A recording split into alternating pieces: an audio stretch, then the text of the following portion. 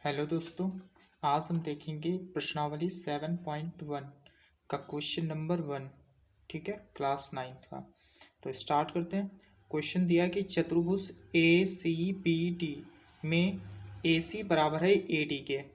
Diagram बना हुआ होगा आपकी बुक में। तो ए सी कह रहा है कि ए सी इक्वल है किसके, ए डी के।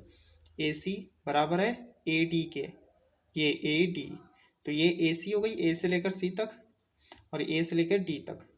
ये एक एक सिंगल लाइन बना दी। इसका मतलब ये वाली लाइन इस वाली लाइन के बराबर है। और ए बी कोण ए को समद्विभाजित करता है। ये जो लाइन ए बी है ये इस पूरे कोण को, यानी कि ये पूरा कोण ए होगा। ठीक है, ये पूरा ए को क्या कर देती है, समद्विभाजित। समद्विभाजित करने का मतलब दो बराबर भागों में बांटना। दो बराबर भागों में बांटना। ठीक है, समद्विभाजित का मतलब होता है दो बराबर भागों में बांटना। यानी कि जो लाइन ए बी जा रही है इस कोण को, एंगल ए को दो बराबर भागों में क्या कर रही है, डिवाइड। यानी कि जो एंगल इसका नाम बन दे रहे हैं और इसका एंगल 2, यानी कि ये कोण 1 और कोण 2 ये दोनों आपस में क्या होंगे, बराबर हैं। अगर ये 30 डिग्री है तो ये भी 30 डिग्री, ये 40 डिग्री है तो ये भी 40 डिग्री। समझ में आ गई। समद्विभाजित करने का मतलब दो बराबर भागों में डिवाइड कर देना। ठीक है, तो पहला दिया था कि ए सी बराबर है ए डी के और ए बी कोण ए को समद्विभाजित करता है। फिर हमें ये यहाँ पे क्या करना है, प्रूफ करना है। दर्शाइए कि ये किसका साइन है, ये साइन है त्रिभुज का। ठीक है, ट्रायंगल का। यानी कि ए बी सी क्या है, कॉन्ग्रेंस है किसके, ट्रायंगल ए बी डी के। इतनी बात क्लियर है। ठीक है, इसको कॉन्ग्रेंस इंग्लिश में बोलते हैं, हिंदी में इसको बोलते हैं क्या, सर्वांग सम। ठीक है, तो यानी कि ये ट्रायंगल ए बी सी, देखते हैं ए बी सी, ऊपर वाला ट्रायंगल ए बी सी। ठीक है, ये सर्वांग सम है किसके, ए बी डी के। ए बी डी के नीचे सर्वांग सम का मतलब ये दोनों ट्रायंगल सेम है।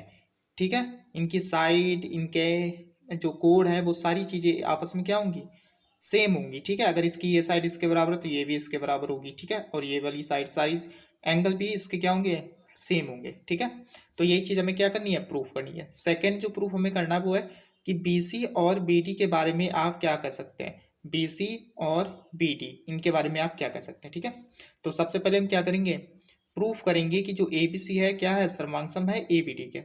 क्लियर है, स्टार्ट करते हैं हल। त्रिभुज ए बी सी, जिन त्रिभुजों को हमें सर्वांग सम प्रूफ करना उन्हीं को लिखेंगे। तो त्रिभुज ए बी सी और किसको, त्रिभुज ए बी डी को। क्लियर है।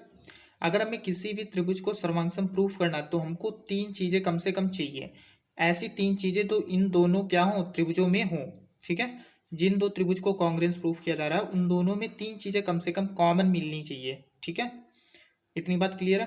तो तीन चीजें कॉमन हम ढूंढेंगे। देखिएगा, पहला क्वेश्चन में ही दे रखा है कि ए सी ए डी के बराबर है, पहली चीज मिल गई कॉमन। दूसरी चीज हमको पता है कि इस वाला एंगल यानी कि एंगल 1 बराबर है एंगल 2 के, दो चीजें मिल गई। तीसरी, ये वाली साइड जो है ए बी, ये देखो ऊपर वाले ट्रायंगल में भी आ रही है और नीचे से जो ट्रायंगल बना है उसमें भी ये ऐसी आ रही है, यानी कि ये ए बी। ठीक है, ये भी क्या हो गई, कॉमन, यानी कि दोनों में है। तो तीन चीजें हमको मिल गई। अगर तीन चीजें मिल गई इसका मतलब ये क्या हो गया, सर्वांग सम प्रूफ हो गया। ठीक है, एक चीज और, किसी भी ट्रायंगल को अगर सर्वांग सम प्रूफ करना है तो उसके कई सारे रूल हैं। ठीक है, पहला एस ए एस, एस का मतलब साइड, ए का मतलब एंगल और एस का मतलब साइड। यानी कि हमको दो साइडें मिल सकती हैं, एक एंगल मिल सकता है। ठीक है, यानी कि कोण। ठीक है, उसके बाद ए एस, हो सकता है हमको दो एंगल मिल जाए। ठीक है, और एक साइड मिल जाए जो दोनों में हो इक्वल। ठीक है, हो सकता है हमको तीनों क्या मिल जाए, तीनों साइड। ठीक है, तीनों एंगल अगर मिलते हैं बाई चांस कि कोई दो ट्रायंगल है, दो त्रिभुज है, उनके तीन एंगल इक्वल दिखाए गए, जैसे इसका एंगल इस वाले एंगल के बराबर है, ये वाला कोण इस वाले कोण के बराबर है और ये वाला कोण इस वाले कोण के, तो ये क्या सर्वांग प्रूफ नहीं हो सकता। अगर किन्हीं दो ट्रायंगल में 3 एंगल कॉमन है तो वो सर्वांग प्रूफ नहीं हो सकता। ठीक है, हमको साइड और एंगल का कॉम्बिनेशन होना जरूरी है। हो सकता है SAS यानी कि साइड एंगल साइड हो, एंगल एंगल साइड हो, या साइड साइड साइड हो। ठीक है, इतनी बात क्लियर है। या ये भी हो सकता है कि ASA इस तरीके से भी, ठीक है, सेम ही बात है, एंगल हो, एक साइड हो, एक एंगल हो। क्लियर है बात। SSA भी हो सकता है, SSA यानी कि 2 साइड एक एंगल। ठीक है, अब यहाँ पे देखते हैं कौन सा रूल लगेगा। ठीक है, तो सबसे पहली चीज हमको क्या मिली कि जो AC है वो बराबर है किसके, AD के। ये AC क्यों बराबर है, रीजन आपको देना पड़ेगा क्यों बराबर है, क्योंकि क्वेश्चन में ही क्या है दिया हुआ है, क्वेश्चन में ही इन्होंने दे रखा कि AC बराबर है AD के। सेकेंड चीज हमको पता है कि ये एंगल ये 1 बराबर है किसके, एंगल 2 के। रीजन आपको देना पड़ेगा क्यों बराबर है भाई। ठीक है, तो क्यों बराबर है बताइए, क्योंकि AB वो है, वो एंगल A को क्या कर रही है, समद्विभाजित कर रही है। AB कोण A को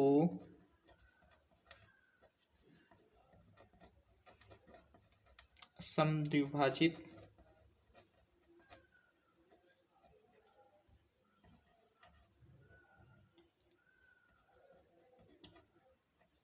करता है। ठीक है, या करती है, कुछ भी लिख सकते हैं आप। ठीक है, AB कोण A को समद्विभाजित करता है। ठीक है, जो AB लाइन है वो A को क्या कर रहा है, समद्विभाजित, इसका मतलब बराबर है। ठीक है, एक चीज और हमने बताई थी क्या, कि जो AB है ये ऊपर वाले ट्रायंगल में भी आ रही है, नीचे वाले ट्रायंगल में भी, यानी कि AB क्या हो गई, AB बराबर है किसके, AB के।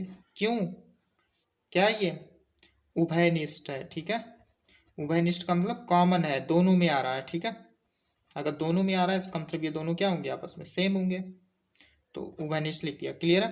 पहला AC बराबर AD के, क्वेश्चन में ही दिया था। एंगल A बराबर एंगल 2 के, क्यों, एंगल 1 बराबर एंगल 2 के, क्यों, क्योंकि जो AB लाइन है वो क्या कर रही है, समद्विभाजित कर रही है एंगल A को। वही चीज यहाँ पे लिख दी, AB बराबर है AB के, क्यों, कॉमन है दोनों में। ठीक है, 3 चीजें मिल गई। हमने कहा था अगर 3 चीजें मिलती हैं तो ट्रायंगल को सर्वांग प्रूफ किया जा सकता है। तो त्रिभुज ABC सर्वांग प्रूफ हो गया किसके, त्रिभुज ABD के। क्लियर है। अगर ये सर्वांग प्रूफ हो गया तो किस रूल से प्रूफ हुआ है, इनमें रूल कौन सा लगा है बताइए। तो कौन कौन मिला था हमको, एक साइड मिली थी, एक एंगल मिला था, फिर एक साइड मिली थी, यानी कि साइड एंगल साइड नियम से। ठीक है, क्लियर है। अगर ये प्रूफ हो गया तो सेकंड इसने क्या पूछा था मुझसे कि BC और BD के बारे में आप क्या कह सकते हैं, BC और BD। ठीक है, कोई भी चीज ध्यान रखना, अगर कोई भी दो ट्रायंगल आपस में सर्वांग सम कॉन्ग्रेंस प्रूफ हो जाते हैं तो उनकी सारी चीजें आपस में क्या होंगी, इक्वल होंगी।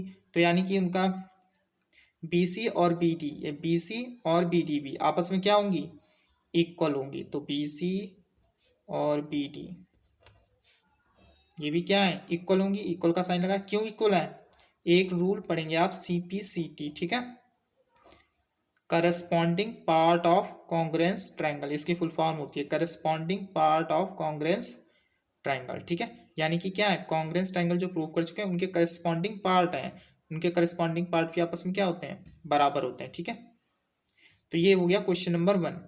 अगर इसमें आपको कोई प्रॉब्लम होती है हिंदी इंग्लिश तो उसको प्लीज़ बताएं मुझको, ताकि उसमें सुधार किया जा सके। ठीक है, तो नॉर्मल सा एक बार फिर से हम स्पीड में रिपीट कर देते हैं। क्वेश्चन में AC बराबर दे रखा था AD के, और उन्हें बता रखा था कि जो AB है समद्विभाजित करती है, यानी कि 2 बराबर भागों में बांटती है किसको, एंगल A को। तो ठीक है, यहाँ पे नेम लिख दिया हमने, अगर नेम नहीं भी लिखेंगे तो भी चलेगा। ठीक है, हम ये भी लिख सकते थे CAB। ठीक है, बराबर है किसके, DAB के, लेकिन नाम रख दिया तो कोई प्रॉब्लम नहीं। हमने लिख दिया एंगल कोण 1 बराबर है कोण 2 के। दो चीजें, ये AB जो लाइन है ये कॉमन है दोनों में। ठीक है, ऊपर वाले ट्रायंगल में भी, नीचे वाले, तो ये उभयनिष्ठ लिख दिया। कॉन्ग्रेंस प्रूफ हो गया किस रूल से, SAS नियम से। अगर ये दोनों त्रिभुज, ठीक है, आपस में क्या प्रूफ हो गए, सर्वांग प्रूफ हो गए। तो हम आसानी से कह सकते हैं जो BC और BD ये भी आपस में क्या होंगी, इक्वल होंगी। किस रूल से, CP/CD से। ठीक है, ये क्वेश्चन नंबर 1 का सोल्यूशन था। क्वेश्चन नंबर 2 का सोल्यूशन आपको नेक्स्ट वीडियो में मिल जाएगा।